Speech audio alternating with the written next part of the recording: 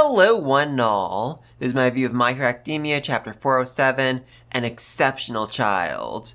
And I gotta say, this chapter proved me wrong. I'm man enough to admit it, I was absolutely wrong about All for One, because I have been convinced for a very, very long time, since basically before this war even started, that All for One was at one point a kind and decent man, someone who fought to protect his brother, but after he absorbed quirk after quirk after quirk, it eventually took a toll on his soul. It drove him insane. It turned him into the demon lord he is today. But no, turns out All for One has always been crazy and evil, though it absolutely makes sense considering the fact that his mother was a dead hooker. Well, she was a live hooker when she gave birth to him, but she died right after, whose flesh he had to eat in order to survive.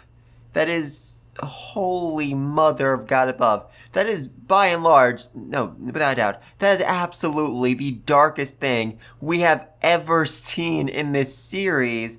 And that is really saying something considering, the whole overall arc was about a dude cutting up a little girl and turning her into bullets.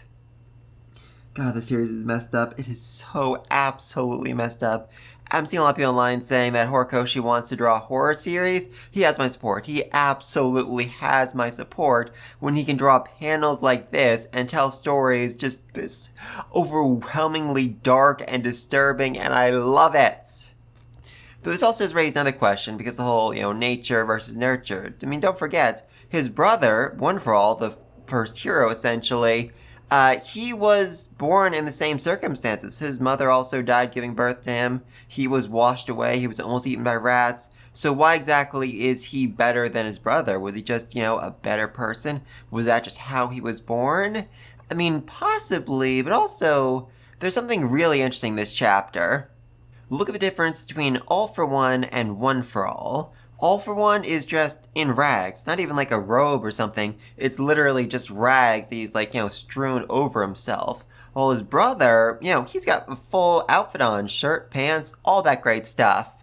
And if you look really closely, when you see, All for One kick his brother, which doesn't help my argument that much, but let's go with it, he's skinny. You can see his ribs, whereas his brother has a rather full face. His brother is eating well, certainly eating better than All for One, because All for One is looking after him. And yes, simply because, oh, he is my possession.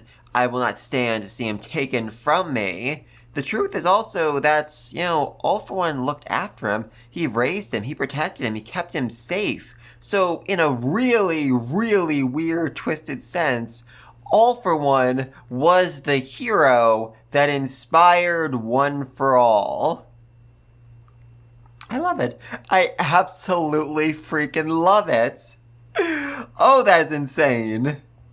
And yeah, like I said, he is also kicking his brother. He clearly didn't treat him, great, but he treated him fairly decently and kept him safe. So yeah, All for One, in a weird, twisted sense, was a hero to One for All. Fascinating. Oh, and an interesting twist, turns out the glowing baby from literally the first chapter of this freaking series was in fact not the first quirk user. All for One, One for All were born a year before him, and their mother already had a quirk before that. But, All for One was royally ticked off that this dude right here got all the fame, all the fortune, was loved by the world. So he decided to go out and freaking kill the dude and stole his quirk so that he would be the world's first quirk user. God, this man's ego is just so utterly, utterly insane, and I love it. He's also just, unnaturally good at using quirks, because his mother, oh, I have these weird bumps on my arms, Whereas All for One realizes, oh, I can use these to slaughter people. Yay! Though these people probably did deserve it, as I think they were going to just, go out and murder everybody they saw with a quirk, so yeah, they were not good people. I mean, they saw freaking All for One, a dude, a child, basically an infant, dressed in rags, clearly on the verge of, starvation, and they decided to leave him be because he might be a carrier. So I guess they thought that quirks could be passed from person to person, which is a bit ironic considering they saw All For One, the only person who can actually pass quirks from person to person. He could have actually given them quirks. Their fears were well-founded. Love it. Absolutely love it. Anyway, though, then the chapter seemingly ends with All For One murdering his brother, saying, "If you refuse to be mine, then enough of this." And then we see a severed hand. Which is also kind of weird given, Shigaraki's whole thing. I mean, Shigaraki had the preserved hands, and apparently All For One cut off his brother's hand. There's definitely something there. I mean, I wonder if, All For One also carried around his brother's hand. Anyway, though, I figure next chapter we'll either focus on the second user saving One For All, or actually just go back to fight, because just God above, after seeing all of this, I know without a shadow of a doubt, All For One needs to freaking die. Come on, Bakugo. Deku might be afraid to kill, but you aren't. Slaughter this glowing baby. Kill him! Oh, that's gonna get taken out of context at some point.